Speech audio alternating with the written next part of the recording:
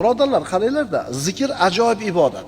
Alloh taolo bizga vojib qilgan qanaqa amal bo'lmasin, uni vaqti bor, hisobi bor, sharoiti bor. Masalan, namoz 5 vaqt o'qiysiz. O'qiladigan vaqti tayin, necha rakat o'qishingiz tayin, qiblaga qarab turishingiz kerak, shartlari bor. Roza, Ramazon rozasi, albatta Ramazonda bo'lish kerak. Albatta tongda saharda saharlik qilish kerak.